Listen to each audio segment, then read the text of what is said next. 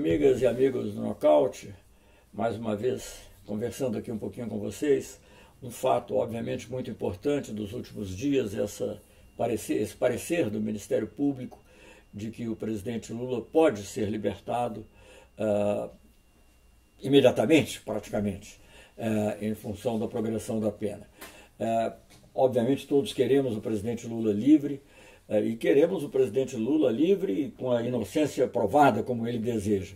E é muito importante que agora, ainda que seja algo provisório, algo não definitivo, que o presidente Lula seja não apenas haja uma permissão para que ele saia de onde está em Curitiba, mas para que ele possa efetivamente participar da vida política brasileira, participar do diálogo no Brasil.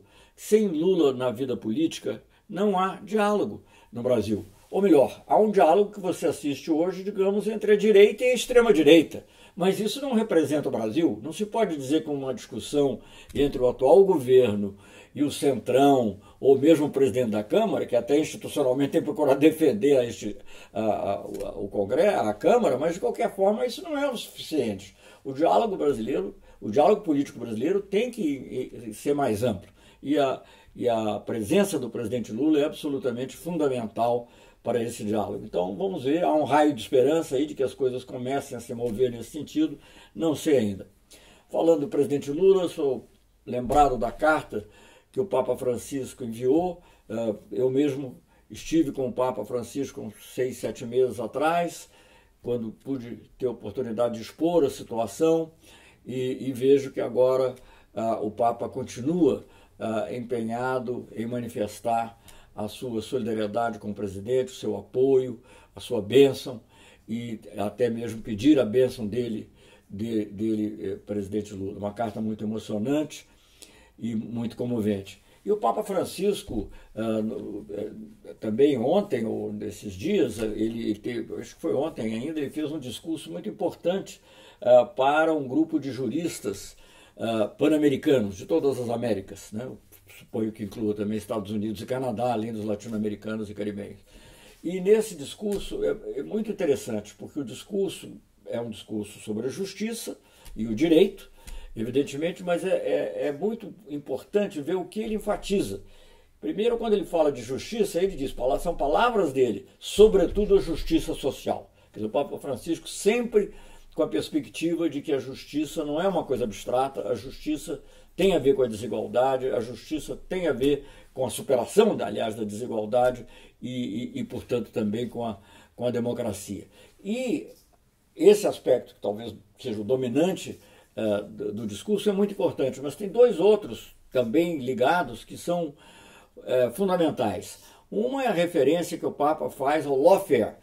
Ele já tinha indiretamente tratado desse tema, creio, mas eu não me recordo de que ele tivesse usado essa expressão, né, que é, evidentemente, aquilo que hoje em dia nós vemos como um dos principais instrumentos utilizados para derrubar os governos progressistas na América Latina, na América do Sul, e que foi amplamente usado no caso do presidente Lula. Muito interessante, portanto, que ele volte a esse tema. E mais do que isso, ele volta ao tema também mencionando a manipulação midiática, né? Como a manipulação midiática, como a grande mídia faz com que haja condenações a priori.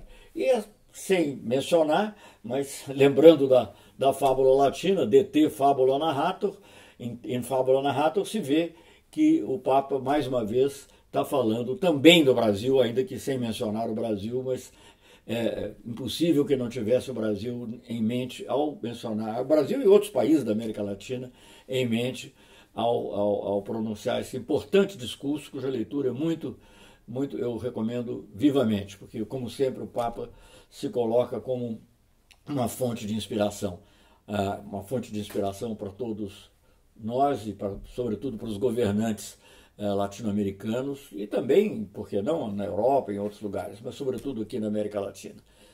E isso contrasta com a inspiração que o nosso governo continua seguindo dos Estados Unidos, e que se materializa agora nesse passo a mais do reconhecimento do governo do pseudo-governo, autoproclamado governo do Guaidó, que ninguém mais acredita nele, nem mesmo o Guaidó, nem mesmo os americanos, nem mesmo o Trump acredita muito nisso. Ele já disse para outras pessoas aí que o Maduro é um osso duro de roer. Eu estou usando uma expressão até um pouquinho mais carinhosa, o tough cookie, né? É um biscoito duro. Então, e o governo brasileiro agora, o presidente Bolsonaro recebe a autoproclamada também, ou melhor, proclamada pelo Guaidó, embaixadora venezuelana no Brasil. É um passo a mais no sentido errado e que torna o Brasil ainda menos qualificado para participar de qualquer esforço de mediação. Recentemente houve até uma reunião envolvendo o grupo de contato, alguns outros países, também países europeus, e o Brasil se coloca claramente à margem desse esforço. E mais do que isso, com possíveis prejuízos para nós, porque havia discussões em curso. Um senador de Roraima, Teomário, se eu não me engano, ele foi inclusive à Venezuela para discutir a retomada do fornecimento da energia de Guri, a abertura da fronteira. Eu acho que não sei qual será a reação do governo venezuelano, mas suponho que não facilite as coisas, inclusive do ponto de vista do interesse direto do Estado de Roraima. Tudo isso numa pseudo-cruzada em favor da democracia, porque na realidade não é isso que preocupa o governo brasileiro, mas, como tem sido demonstrado, uma total subordinação aos objetivos de Washington. Voltando a dizer que, nesse caso, o próprio presidente Trump já começa a ter dúvidas dessa estratégia de isolar e derrubar o Maduro. Não que ele tenha mudado de posição, que tenha passado a ser simpático ao Maduro, mas essa ideia de você simplesmente ficar apoiando o Guaidó e dificultando, inclusive, as mediações, não é uma ideia positiva, e eu acho que até o presidente Trump já percebeu isso. Eu faria dois outros comentários rápidos. Há uma notícia também muito pouco positiva com relação ao fechamento de algumas embaixadas do Brasil em países caribenhos, e são países pequenos, naturalmente, você não pode medir a importância das embaixadas apenas pelo comércio, embora o comércio com todos eles tenha aumentado, mas são pequenos os países. Poderia haver investimento também, se as empresas brasileiras não estivessem todas agora sob júdice de alguma forma e com a credibilidade afetada, obra da Lava Jato, como se sabe, dos erros que as empresas cometeram também, mas independentemente dos erros, o descrédito veio da maneira como o tema tem sido tratado também.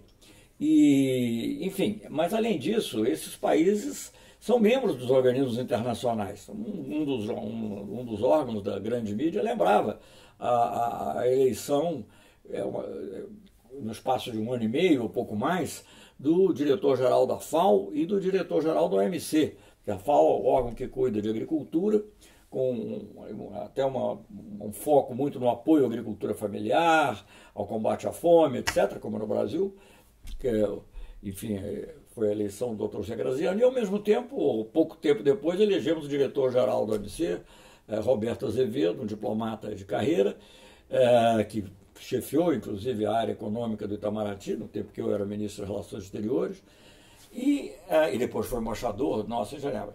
Então, é muito difícil, eu tenho alguma vivência nessa área internacional, é muito difícil para um país, qualquer que ele seja, mesmo para uma grande potência, você eleger num espaço tão curto de tempo, os diretores gerais de dois organismos tão importantes como esses. E são dois organismos até que fazem ambos sobre a área econômica, de alguma forma, mas com enfoques bem diferentes. Um que trata mais do comércio livre, né, em princípio, e outro que trata do apoio à agricultura, né, sobretudo agricultura de pequeno porte, agricultura familiar, e sobretudo também no enfoque dentro da perspectiva de combate à fome. Isso é muito difícil. Vá procurar França, Alemanha, Estados Unidos, Rússia, China. Não é fácil você ter duas posições como essa e eleger dois candidatos.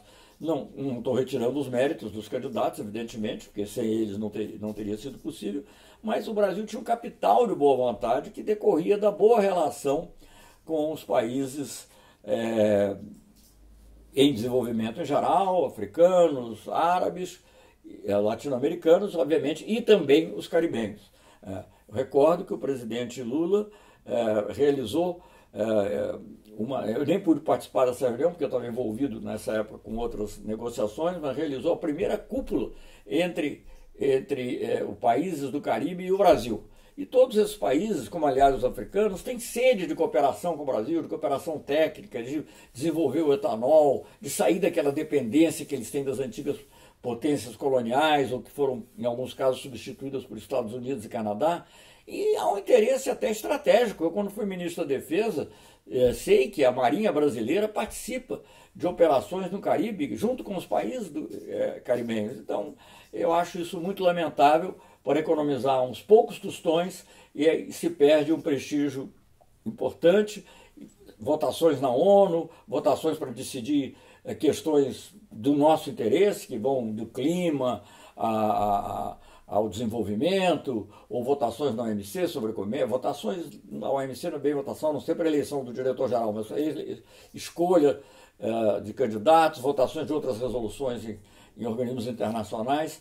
E é uma pena, porque esses países do Caribe, eles atuam muito em conjunto, né? Eu tive muita oportunidade de ver, de assistir a isso, quando, entre outras coisas, tratamos a questão do Haiti, e ver como os países caribenhos se comportam, prezam muito a democracia, todos eles têm governos democráticos, e como eles atuam em conjunto e com muita eficácia e com grande influência, inclusive, sobre os países africanos, em muitos casos. Então é uma pena, é uma visão estreita, é um desmonte inútil, né? Apenas talvez para agradar aos membros da equipe econômica ou o próprio presidente Bolsonaro, apenas para reverter alguma coisa que o presidente Lula havia feito. É lamentável. Sabemos que o presidente vai à Argentina, curioso um pouco de ver como se passará essa visita, porque se ele for seguir o exemplo do Trump, aliás, ele seguiu até a priori, né? Quando o Trump também foi ao Reino Unido e declarou preferências, que tem que ser o Brexit mesmo, e que o Boris Johnson seria um bom primeiro-ministro.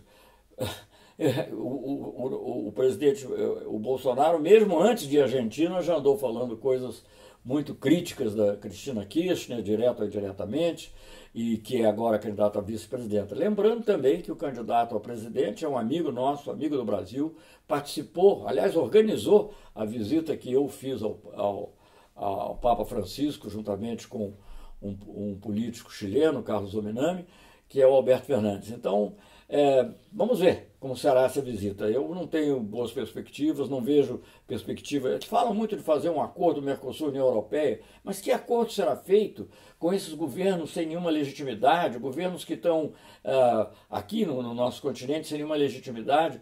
Eu não creio que isso vai ocorrer. Eu acho que já se viu, inclusive, que em função das atitudes que o governo tem tomado em relação a vários temas, sobretudo a questão ambiental e sobre a questão da mudança climática, eu não sei se houve uma razão verdadeira ou um pretexto, pouco importa, mas o fato isso é usado também para evitar concessões na área que mais nos interessaria, se é que interessa mesmo, que é a área agrícola. Bem, não é o momento de falar aqui sobre esse acordo, seria uma coisa muito ampla e complexa para analisar, mas o encontro do Macri com o Bolsonaro, provavelmente eles vão reiterar o interesse em concluir esse acordo, mas eu vejo perspectivas muito pouco favoráveis, e se houver acordo vai ser em termos também muito pouco vantajosos para nós. Então é isso, nós continuamos aí acompanhando, torcendo cada vez mais pelo Lula livre, esperando que as palavras do Papa Francisco sirvam cada vez mais de inspiração e que sejam lidas com atenção, inclusive por nossos analistas políticos, que aliás já estão percebendo muito dos erros que fizeram no passado com o que tem sido feito atualmente no Brasil. Mas essa luta pela educação, contra uma reforma absurda da Previdência, uma reforma sem o diálogo que teria sido necessário para chegar a um consenso nacional, questão dessa importância, tem que haver um consenso nacional. E aí voltamos ao tema central ainda da realidade brasileira, o tema que paira, mesmo que ele não esteja nas primeiras páginas, que é a da liberdade do presidente Lula.